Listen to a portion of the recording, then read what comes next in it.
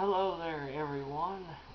This is your friend Commodore Urban, and today we are going to be having ourselves a review.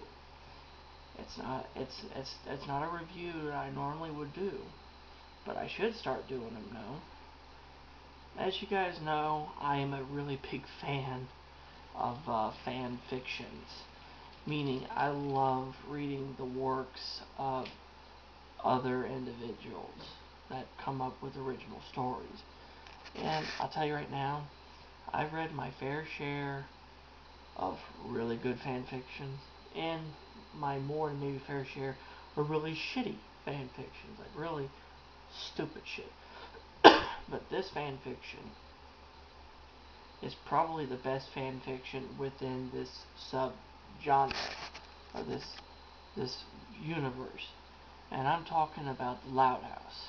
Yes, the hit Nickelodeon cartoon series. There is a big following for fan fictions.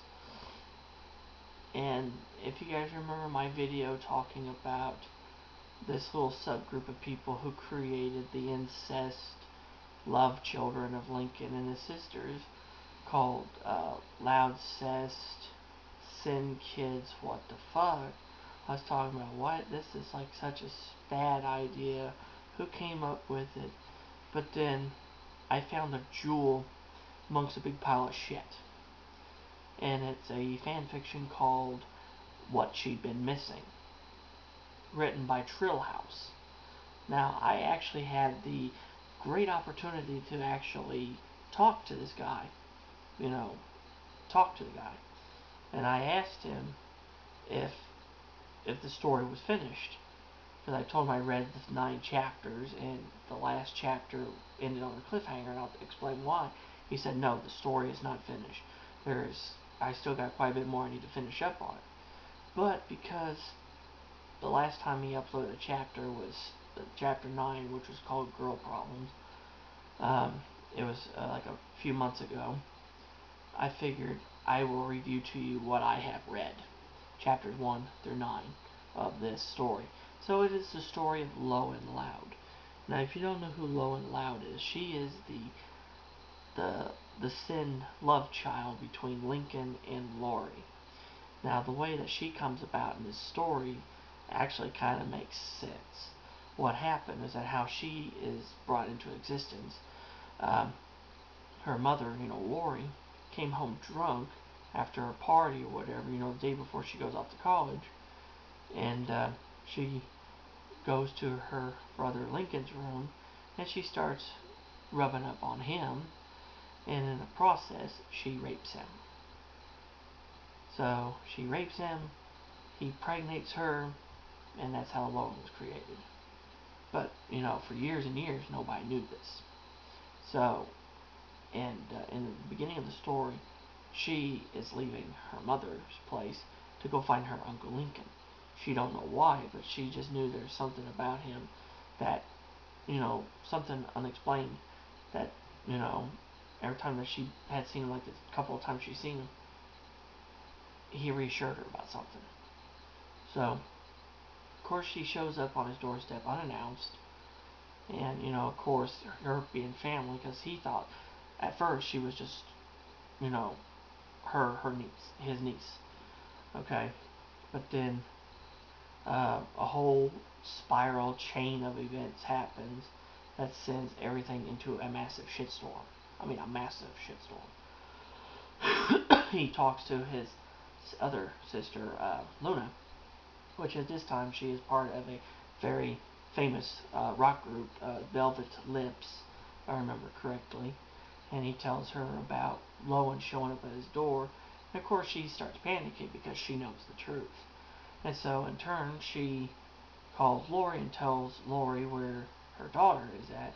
And of course you have this massive shit confrontation, including a fist fight between her and Lincoln's wife, which is Ronnie Ann. We actually do find out that the reason why Ronnie Ann hates Lori's guts is because that Lori had dumped Bobby, which was her boyfriend, and because of the whole incident, and she felt like she didn't want to burden him with a child that wasn't his. And of course, Bobby being Bobby, he doesn't care. He wants to be with her no matter what. She keeps turning him down, and finally, he got depressed to the point he killed himself. You find that out pretty early on, and you find out that's the reason why Ronnie Anne hates her guts. This is where all the shit hits the fan. Lori tells Lincoln the truth. Lowen is your daughter.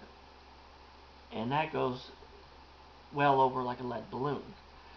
Which, if you've been told, oh, this girl that you thought was your niece is actually your daughter.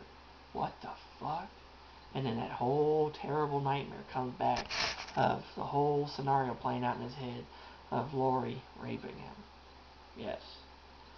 This story, it is absolutely brilliant. But at the same time, it is not for children. It has got adult situations, it's got rape, it's got abuse. But it is such a gripping story. I mean, absolutely gripping. It catches you from the first line you read. You gotta know more. And I've been reading on this story for several weeks. I absolutely love it. And then once you find out about all the crazy shit, and of course, things even out. You get to meet other characters, including Lincoln and Ronnie Anne's son, Bobby. Shy, timid little feller that is basically gets picked on and bullied at school, which I automatically felt sympathy for Bobby because I know exactly what that's like to be bullied at school. Because when I was younger, I was bullied too. I really was. It fucking sucked. And then you see this friendship develop between Lowen and Bobby, and it's so cute. It is cute, especially with this one part of the story where when Lowen's mother Lori leaves for Tokyo for a better job opportunity. And of course, Lowen, even though she decided to stay with her father, Lincoln, which she's still heartbroken about it. And of course, he tries to soothe her and help her. And of course, she falls asleep on him. And of course, being stuck, being grasped within the grip of a 21-year-old female. Of course, he's about 10, 11 years old. He's, kind of stuck. But he did what he had to do. Which I could commend him for a nice, noble act. That really is. But it's just, and then the shitstorm keeps continuing too when Lori actually tells Lincoln that, Luna knew the whole time about this. And of course, Lincoln tears the shit out of Luna for not telling him. But you can't get mad at Luna, though, because she was thrusted into a situation that she didn't even want to be part of. When she actually found out that, Lori was pregnant by another guy that wasn't Bobby. And then when Lori told Luna what happened, Luna smacks the shit out of Lori. Which, of course, I kind of figured that one. And she said, yeah, I won't tell anyone, not because of you, but I'm going to do it to protect Lincoln. Well, she was trying to help Lincoln out, but the problem is, a situation like that, it just, there's no right answer, there's no right way of going about it. Should I tell my brother that the girl that Lori just had, her daughter, is actually your daughter too because you got raped and you gave DNA to her to bring her into the world? I don't know. But there's just a whole chain of events that just keeps leading up and leading up, and then there's like little funny bits through it too. Like the first night that she was there, or whatever, she was getting a shower and she got out or whatever, and then Bobby accidentally walked in on her and stuff. Of course, she had no clothes on or anything. And that was kind of funny because I've accidentally walked in on my sisters too, and that's very very embarrassing shit. So yeah, I knew exactly right then and there from that. And another one that was really, kind of funny was he finds some of her underwear in his hamper and they have blood stains in the crotch. He thought, oh my God, she's hurt, she's hurt. He doesn't know about the period. He doesn't know about the time of the month that a woman goes through. And of course, earlier in that story, in that same chapter, uh, she tells her father that she needs, pads. She doesn't use tampons because if you remember reading the story earlier of the guy that Lori had been with for several years, had been actually raping Lowen, so that, she doesn't like anything that has to be put up inside of her. So, yeah. So there's this whole scene too where, she freaks out in the drugstore and stuff, and I feel so bad for her. I mean, I really do. And of course, after that little scenario with Bobby or whatever, Lincoln has to explain to him what is going on, and then, he's like, I'm sorry about your period and stuff. It's just stuff I can relate with, a lot of this crazy shit.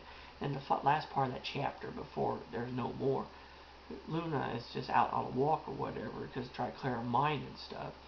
And then she is held at gunpoint by an assailant, you know, demanding for money. And that's where it ends off. So, what do I think about the story so far? I thought the story's fucking brilliant. 5 stars. I absolutely love it. And to all my viewers and my fans out there, go read this story. It is epic as hell. The Trillhouse, buddy, if you watch this video, which I bet you probably more than anything you probably will, please finish the story up. I want to know what happens next. A lot of people want to know what happened next. Your story is 5 stars. It's probably one of the best Loud House fan fictions I have read in a long time. And I've read some decent ones. And I've read shitty ones. But yours is up here. It's the top of the top. The story of this poor girl has touched my heart, man. It really has touched me. And it's just fantastic. It's definitely the brilliant writings of a very creative individual. You've taken a character that some people could have said it's just kind of a stupid idea, but you made the idea work to where it's plausible, because in the story, she's the only Sin Kid. She's the only one of all this whole group of these little abominations, and it makes sense. So I give him credit where credit is due. Trillhouse definitely has written an amazing story. Go check it out. I'm going to leave it in the link in the description below. Read it. So yeah, and that's all I got to say, man. It's just a really amazing story. So yeah, this is Commodore Urban. Saying, have smooth seas and clear skies and happy sailing with you. And if you're new to the channel, hit subscribe and turn on notification so you'll be alerted when I upload a new video. Until next time, God bless you and you have a good day now.